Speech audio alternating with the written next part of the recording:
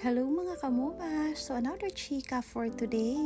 Napakaganda ng prinsesa ko mga kamuma. Tapos si Kuya Nori, ayan, tulog na tulog pa rin. Tapos ayan, si Uncle Fifi, sobrang thankful ako mga kamuma dahil nga nag-dry na ang kanyang sugat. Habang naglilinis ako mga kamuma, meron nga po pala akong i-share sa inyo. Marami kasing nagtatanong kung paano ko ba na-overcome yung aking acid reflux at saka yung aking anxiety.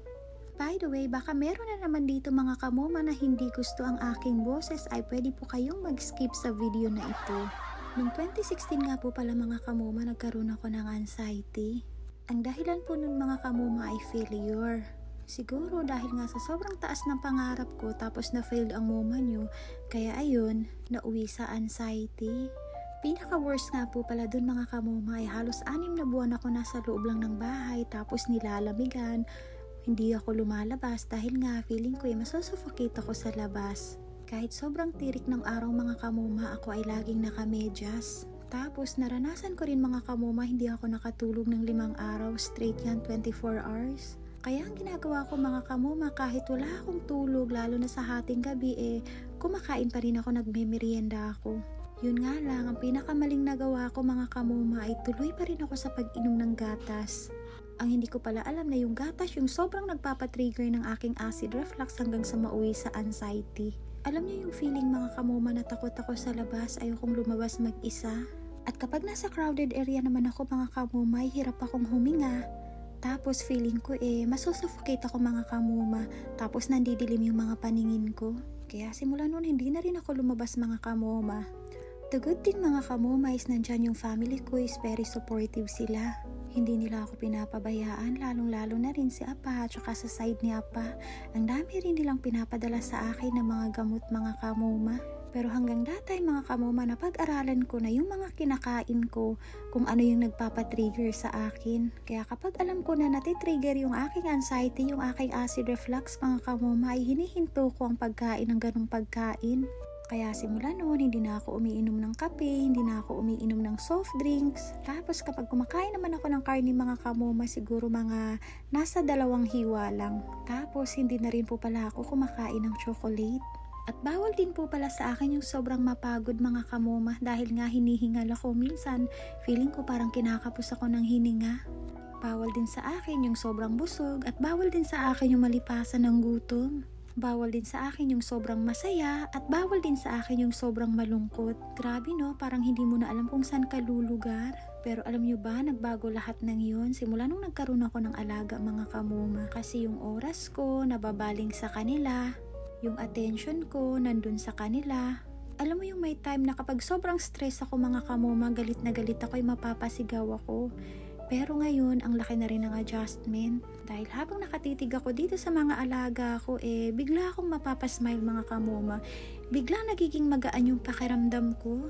Tapos, kapag meron nga po pala tayong anxiety mga kamuma, bawal din po tayo magpuyat.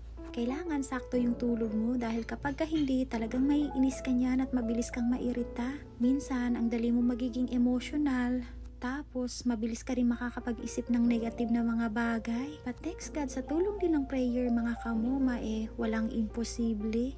At isa din po pala sa pinoproblema ko mga kamuma yung aking timbang. From 52 kilos, bumaba nga po pala ako into 46 kilos. Kaya hirap na hirap akong tanggapin yun mga kamuma.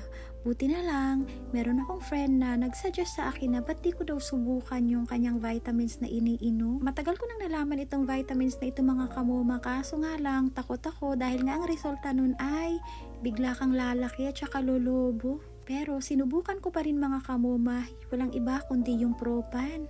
Propan with iron mga kamuma, mabibili po yan sa pharmacy. Kaya ang ginawa ko, nag-take po ako noon for almost 1 month. Kaya bumalik yung sigla ko, nakakatulog ako ng maaga. Tapos hindi siya mahapdi sa tiyan mga kamuma, kering-keri ng aking acid reflux. Feeling ko kasi na ang acid reflux ay kakambal niya ang anxiety mga kamuma.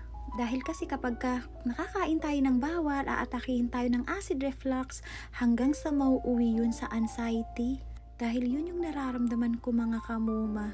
Pero alam nyo ba, walang ibang makakatulong sa atin kapag meron kang anxiety kundi sarili mo lang. Kailangan lang talaga natin na i-control yung ating emotion at maghahanap tayo ng bagay na pwedeng makakapagpaligaya sa atin at pwedeng mapagkunan ng ating atensyon. Katulad nito, nagkaroon ako ng mga alaga, mga kamuma, o labaw na si Badiday, kay samok-samok jud ni siya mga kamuma. Alam mo yun, kahit sobrang dami mong iniisip, talagang mapapasmile ka lang mga kamuma kapag ka nakikita mo sila. Kaya masasabi ko na malaking tulong din para sa akin itong mga alaga ko. At siguro kapag wala sila, nako baka araw-araw siguro kami laging nagtatalo ni Apa. Dahil kaming dalawa ay sawang-sawa na makikita yung mga pagmumukha namin dahil 24 hours lagi kami magkasama dito sa loob ng bahay. Kaya minsan si Apa nasa labas tapos ako naman nasa loob ng kwarto. Pero kapag sa alaga namin mga kamumay, hindi talaga nakakasawang panuurin or titigan. Kaya para sa mga katulad kong merong mga anxiety, laban lang Zay, tapos wag po kayo magpalipas ng inyong pagkain. At kapag alam mong bawal sa'yo, wag mong kainin. By the way, pahabol nga po pala, ako nga po pala ay umiinom lang ng maligamgam na tubig at hindi po ako umiinom ng malamig na tubig. Pagising ko din sa umaga, maligamgam din na tubig kaagad yung iniinom ko mga kamoma bago ako kumain ng aking breakfast. And sa awa ng Diyos, eto, bumabalik na rin ako sa dati at nakakain ko na rin yung mga gusto kong kainin. O diba, chillax-chillax muna ang muma nyo, no? Deserve ko to. Nakakapagod kaya maglinis ng buong bahay. Sabi ko magwawalis lang ako pero ang ending ay yung general cleaning. Yun lang.